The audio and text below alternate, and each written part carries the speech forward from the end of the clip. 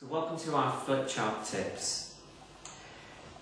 It is important that when you're using flipchart that you have a wide array of different colours, and some of the general rules that go with normal written communication work here as well. So avoid capitals, avoid reds, because those are colours which could distract from the message if they're overused.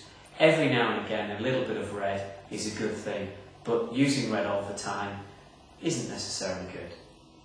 Avoid colours together like reds and greens if you're trying to emphasise a point, because these are colours that people who are colourblind do have difficulty in recognising. But make sure you get a good quality pen and a variety of colours. When writing, what we'll try and do is write across so that our body is always facing the audience. So we don't want to be like this with our back to the audience. We want to turn around and write across the page, looking at the audience as we go along. Now I'm right-handed. If you were left-handed, the process is the same. So let's have a look at that.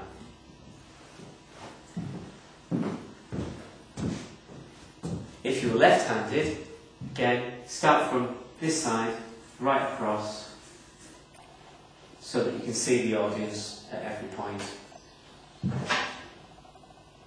Back to the audience, again, is not very good, so right from the side. It does take practice, but once you get the hang of it, it does become easy.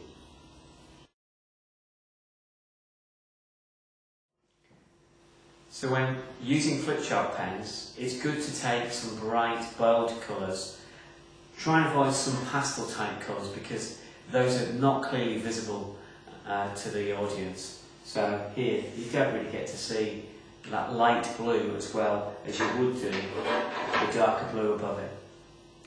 Other colours to avoid, colours like yellow and light green, light orange, because you just won't get to see them as an audience member.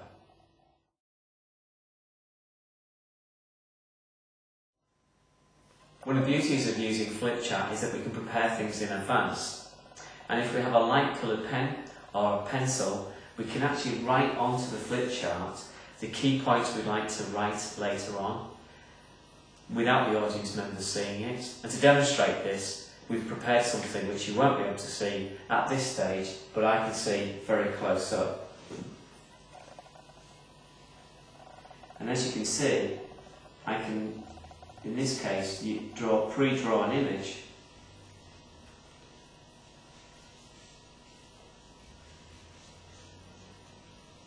which would be very difficult to do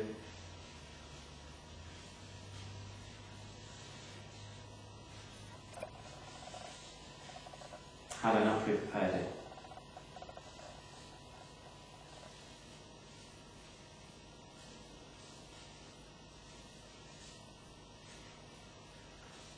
And hopefully you can tell what it is.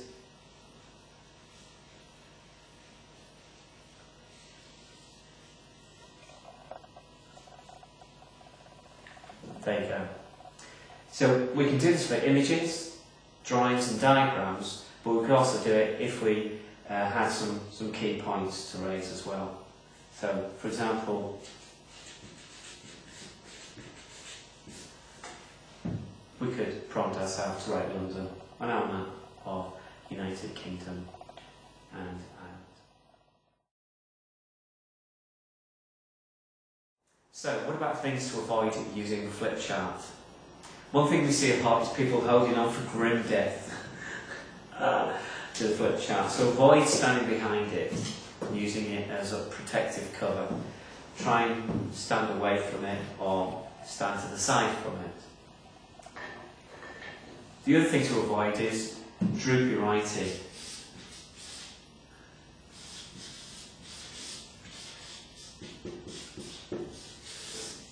Which kind of tails off.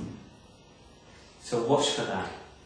Key tip there is to focus across to the other side and keep your writing as horizontal as you possibly can.